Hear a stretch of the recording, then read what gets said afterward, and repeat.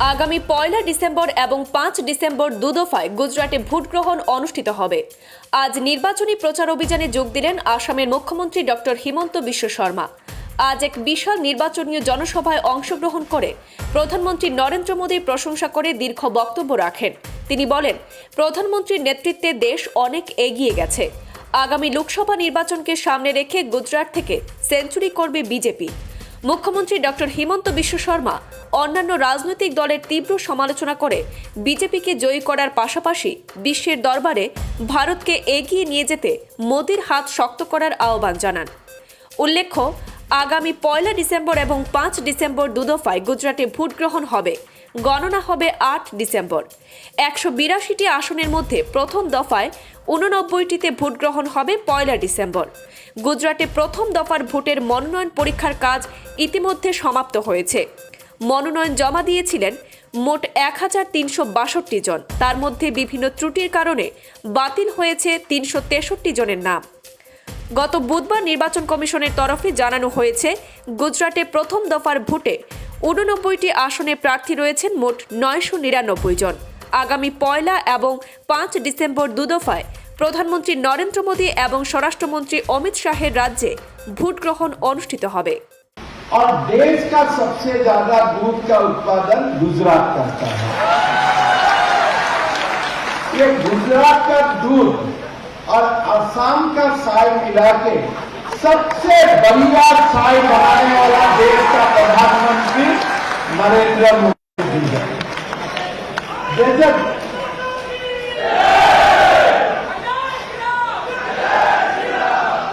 ऐसे ही मोदी जी नव भारत को निर्माण कर रहे हैं। कहां का चाय, कहां का दूध, दिल से दिल मिला के एक नया भारत मोदी जी निर्माण कर रहे हैं। मुझको बताया गया था कि आप जाइए गुजरात में कैंपेन कीजिए, तो मैंने मेरा पार्टी का नेतृत्व को मैंने बोला, मैं गुजरात का लोगों को जाके बीजेपी का बारे में बोलो, इतना मैं दुस्साहस नहीं कर सकता हूं, लेकिन मैं हाँ प्रेरणा लेने के लिए मैं जरूर जा सकता हूं। तो इसीलिए मैं यहाँ कोई प्रचार चलाने के लिए नहीं आया हूं। इसलिए मैं जानता हूं कि हमारा उम्मीदवार टिकमभाई जी यहाँ से हजारों वोट से जीतेगा, उसमें कोई डाउट नहीं है। मैं खाली आप लोगों से प्रेरणा लेने आया हूं। मोदी जी का कर्मभूमि जन्मभूमि से मैं प्रेरणा लेने आया हूं।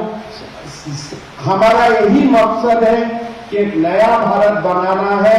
विश्व गुरु का रूप में भारत वर्ष को दोबारा हम लोग को देखना है। भाइयों और बहनों, ये चुनाव गुजरात के लिए इम्पोर्टेंट है ही, इसलिए गुजरात का जो विकास है वो निरंतर चलते रहना चाहिए। आज गुजरात देश का पहला का स्टेट है। गुजरात का खाता में कोई सारा रिकॉर्ड है। मैं बोलते जाऊं गुजरात का बारे में, गुजरात का पॉलिसीज, गुजरात का स्टेट का डेवलपमेंट, गुजरात में लास्ट 2001 का बाद कितना हुआ है, वो बोलने से भी मैं खत्म नहीं कर पाऊंगा। इसलिए हर सभा में हम लोग भारत सरकार में जाता हूं और पहला पुरस्कार हमेशा गुजरात को ही मिलता है। ये गुड गवर्नेंस जो कृषि के लिए हो, दूध के लिए हो, गवर्नेंस के लिए हो, रोड के लिए हो, सड़क के लिए हो, सारे पहला पुरस्कार गुजरात के लिए रिजर्व है। लेकिन ये चुनाव हमारा इसलिए बहुत ही इंपॉर्टेंट है, जैसे जैसे मोदी जी का अश्वमेध का घोड़ा आगे बढ़ रहा है, ऐसे देश को दुबला करने के लिए भी कोई सारा ताकत का भी उभर के आया है। विदेश में षड्यंत्र हुआ है, किसने लोग हैरानी है, जो ब्रिटिश हमारा ऊपर हुकूमत चलाया करता था, अभी मोदी जी ने ब्रिटिश इकोनॉमी को पीछे रखकर भारत को आगे बढ़ा दिया। और अगर ऐसा ही रफ्तार में हम चलते रहे तो 2029 तक हम दुनिया का थर्ड अर्थव्यवस्था बन जाएगा, तृतीय अर्थव्यवस्था बन जाएगा। और प्रधानमंत्री जी का अमृतकाल का जो सपना है, अगर हम सारे देशवासी प्रधानमंत्री जी का वो सपना का साथ जोड़ जाता हूं, तो ये 25 साल में हम अमेरिका और चाइना को भी पीछे कर देगा।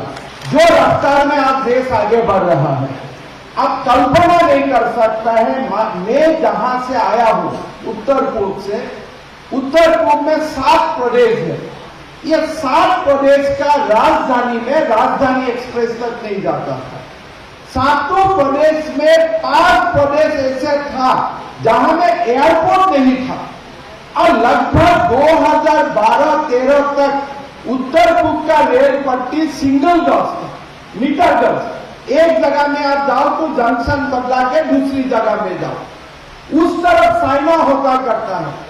चाइना और भारत का बीच में पहले एक लोगों का मानसिकता था कि उत्तर पूर्व चाइना और भारत का बीच में है, लेकिन लोग एक कांग्रेस वाला लोग ये नहीं मानता था कि उत्तर पूर्व भी भारत में है।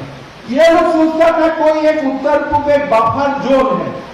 अरुणाचल तक चाइना ने पूरा हाईवे बनाया, रेलवे बनाया, अपना एयरपोर्ट को विकास किया, लेकिन भारत सरकार कुछ नहीं किया।